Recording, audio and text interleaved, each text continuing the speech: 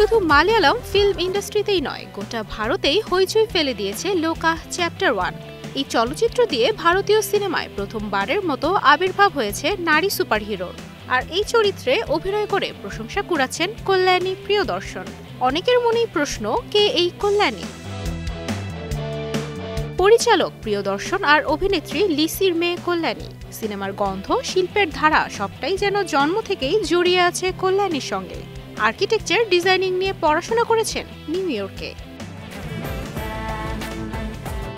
সিনেমায় যাত্রা শুরু করেন 2017 সালে তেলেগু চলচ্চিত্র হ্যালো দিয়ে। প্রথম কাজেই অর্জন করেন ফিল্মফেয়ার সাউথের সেরা নবাগত অভিনেত্রীর পুরস্কার।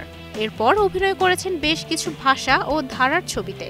সাবলীল রোমান্টিক ছবি, মিউজিক ধারার ছবি, পারিবারিক কমেডি এবং ড্রামা সবই আছে তার ক্যারিয়ারে। ক্যামেরার সামনে আসার আগে কল্যাণী কাজ করেছেন ক্যামেরার পেছনে। বোঝার চেষ্টা করেছেন দৃশ্য নির্মাণের ধরন। শুরু থেকেই তিনি গল্প ও চরিত্রের ব্যাপারে ভীষণ সচেতন। এবার লোকা সিনেমার সাফল্যের মধ্যে দিয়ে সেই ধৈর্যের ফলও পেলেন কল্যাণী। সিনেমায় তাকে দেখা গেছে নারী সুপারহিরো চন্দ্রার চরিত্রে, যিনি পথ খুঁজছেন পুরাণ কাহিনী ও আধুনিক বাস্তবতার এক মিশ্র জগতে। প্রায় 30 কোটি রুপি বাজেটে নির্মিত সিনেমাটি এরই মধ্যে ঘরে তুলেছে 200 কোটি রুপির বেশি। কল্যাণীর দুর্দান্ত অভিনয় সিনেমাটিকে পৌঁছে দিয়েছে অন্য মাত্রায়।